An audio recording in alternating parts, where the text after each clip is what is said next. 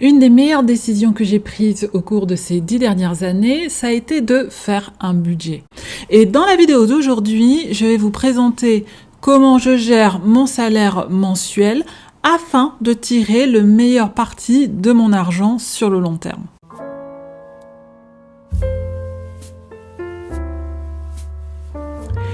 Hello hello, bonjour à tous, je m'appelle Val et bienvenue sur la chaîne où je documente mon parcours financier. Et donc si vous aussi vous aimez parler d'argent, de budget, d'épargne ou d'investissement, n'hésitez pas à vous abonner et à regarder la suite de cette vidéo. Donc comment est-ce que je gère mon budget? Je vais commencer par donner un peu de contexte. J'ai 48 ans, je suis solo et j'habite en région parisienne. Au niveau professionnel, je suis cadre RH dans une entreprise internationale et je perçois un salaire mensuel de 3 400 € net. Et depuis 4 ans, je suis propriétaire de mon appartement pour lequel j'ai souscrit un crédit immobilier sur 20 ans. Et cela fait plus de 10 ans que j'ai adopté une gestion rigoureuse de mes finances et de mon budget. Comme je le disais, c'est certainement une des meilleures décisions que j'ai prises à ce jour car gérer son argent et contrôler ses finances, c'est une des compétences essentielles à maîtriser, à mon sens, peu importe son salaire. Pour ma part, j'attends de mon argent que non seulement il me permette de faire face à mes obligations, mais également qu'il me permette de profiter de la vie aujourd'hui tout en préparant mon avenir. Je n'ai aucune prétention de tout savoir en matière de finances personnelles, mais ce que je retiens de mes 10 années d'expérience est que un des éléments clés d'une gestion budgétaire tenable sur le long terme, c'est de trouver le bon équilibre, c'est de trouver le juste milieu entre les dépenses et l'épargne et les investissements. Pour être au contrôle de ses finances, à mon sens, il est important de savoir où on souhaite aller. C'est la raison pour laquelle, avant même de faire mon budget, je prends un peu de temps pour définir mes objectifs. Et à ce titre, mes 2 grandes priorités sont de, premièrement, rembourser mon crédit immobilier par anticipation. J'ai acheté mon appartement à une époque où les taux d'intérêt étaient vraiment très bas. Et donc, pour beaucoup de personnes, en remboursant par anticipation, je me prive de l'opportunité de faire fructifier mon épargne, étant donné que les rendements des marchés sont historiquement plus élevés que le taux d'intérêt de mon crédit immobilier.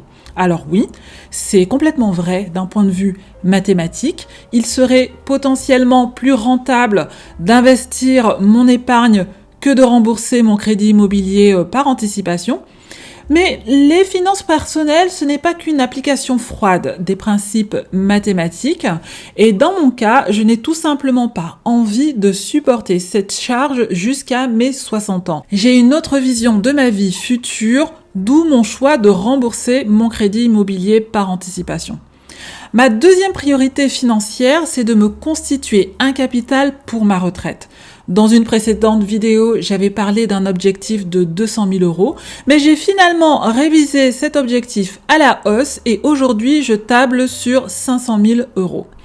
Donc voilà pour mes objectifs à moyen et long terme. Et à plus court terme, je souhaite que mon argent me permette de faire ce que j'aime, à savoir pratiquer des activités physiques comme le sport ou la danse et également pouvoir voyager en France et à l'étranger, que ce soit en solo, avec ma famille ou avec des amis.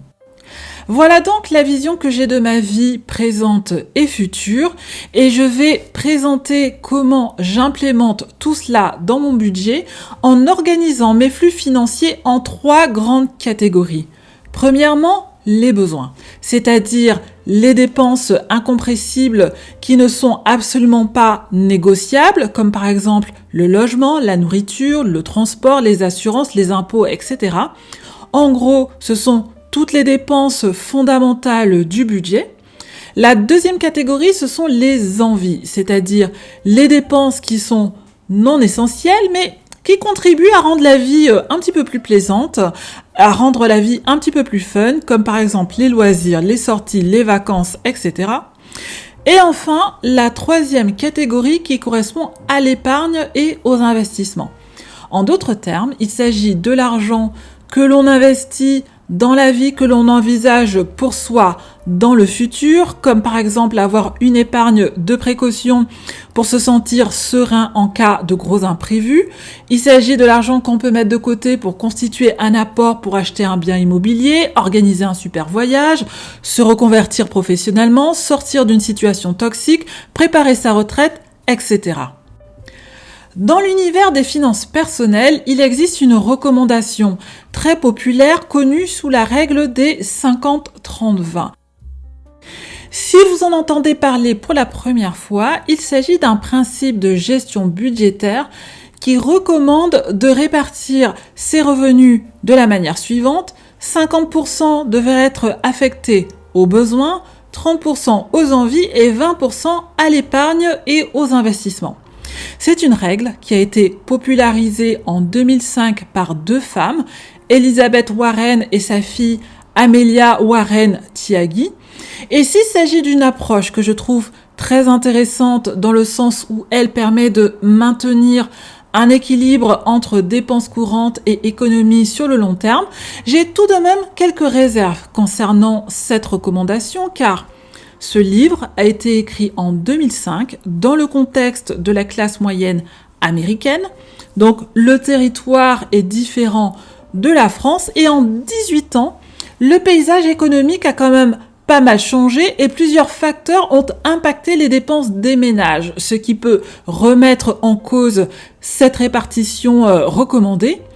Et surtout, de mon point de vue, on vit chacun un contexte qui nous est unique, un contexte qui nous est propre.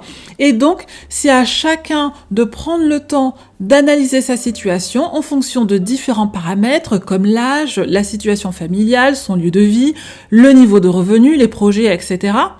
Si on prend l'exemple des revenus, plus ces derniers sont bas et plus les dépenses essentielles vont peser lourd dans le budget et représenter plus de 50% de ces revenus. Et en revanche, plus les revenus sont élevés, plus la part des charges contraintes vont diminuer au profit d'une capacité d'épargne plus importante. Ainsi, à mon sens, on devrait viser un taux d'épargne plus important que les 20% qui sont recommandés.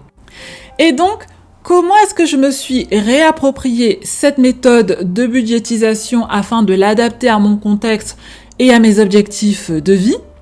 Pour y répondre, commençons avec l'épargne et les investissements. Épargner est et a toujours fait partie de mes priorités, y compris lorsque j'étais encore étudiante et que je n'avais que ma bourse pour vivre. Comme je le disais précédemment, pour moi, épargner, c'est investir dans la future Val, c'est investir dans la vie que j'envisage pour moi dans 5, 10, 15, 20 ans et plus.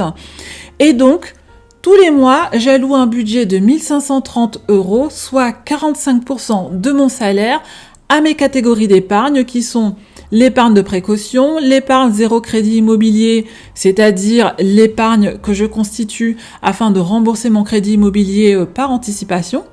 J'épargne aussi pour pouvoir financer les travaux et réparations au sein de la copropriété et dans mon appartement.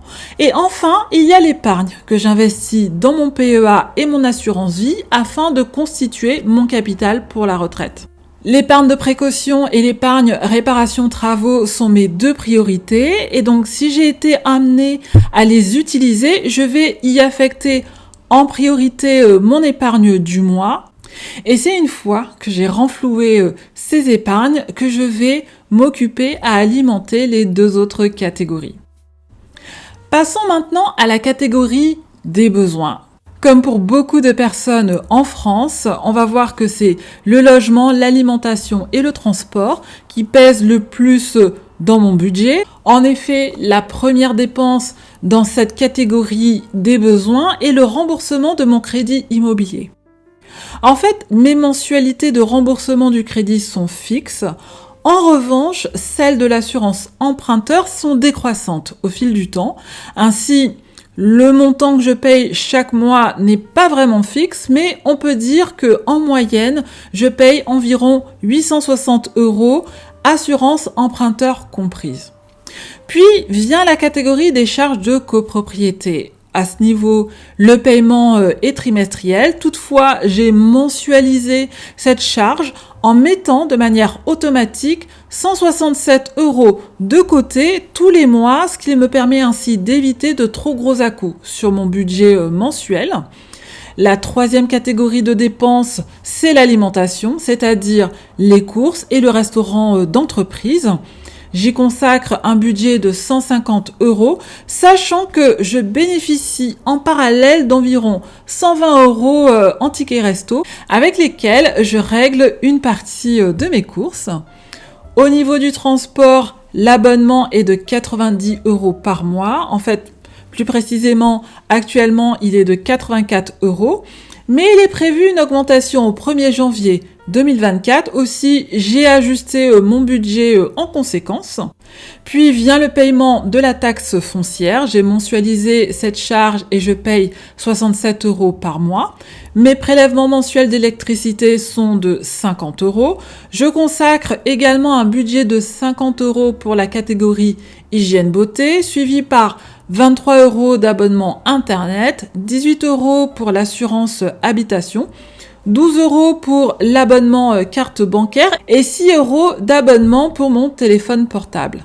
Ainsi, au total, mes dépenses fondamentales s'élèvent à 1 493 €, soit 44% de mon salaire. Et une fois que j'ai déduit mon épargne et mes dépenses fondamentales, il me reste un budget de 377 € à consacrer à mes envies, soit 11% de mon salaire. Si vous vous rappelez, un petit peu plus tôt dans la vidéo, j'ai défini ce à quoi je souhaite que ma vie ressemble aujourd'hui, à savoir faire du sport et voyager en France ou à l'étranger. Et donc, comment est-ce que cela se manifeste dans mon budget ? D'abord, j'alloue 99 € par mois à mon abonnement au CrossFit, sachant que cet abonnement me donne également accès à des cours de yoga et de boxe. Je mets tous les mois 84 € dans mon enveloppe vacances et je vais la compléter une fois par an avec la prime de vacances qui nous est versée sur la paye de juillet. Cette année, j'ai repris les cours de danse. Le paiement de ces cours se fait au semestre. Aussi, je mets tous les mois 36 € de côté en prévision de cette dépense. Je garde 50 € pour tout ce qui est dépenses diverses du mois, comme par exemple une sortie resto non programmée. Quant au solde de 108 €, je le répartis selon mes besoins entre les catégories de dépenses comme l'habillement, la technologie, la décoration, les cadeaux, etc. Et voilà donc comment je gère mon budget. Mon point de départ, ce sont mes objectifs, mes valeurs et mes priorités. Puis, en fonction de mon salaire, je travaille à l'optimisation de mon budget de manière à préparer mon avenir, faire face à mes obligations et profiter du moment présent. Je précise que mon budget peut sembler strict, mais en fait, je reste réaliste sur le fait que les choses ne se passent pas forcément toujours comme prévu.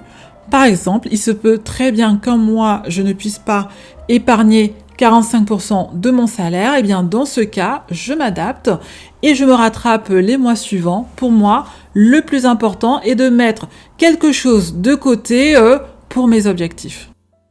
Et voilà, j'espère que vous avez apprécié cette vidéo budget. Si c'est le cas, n'hésitez pas à liker et à commenter. Si mon contenu vous plaît et que vous souhaitez être informé du moment où je poste une nouvelle vidéo, n'hésitez pas à vous abonner et à activer la cloche des notifications. Je vous remercie beaucoup de m'avoir écouté. Je vous dis à très bientôt dans une prochaine vidéo.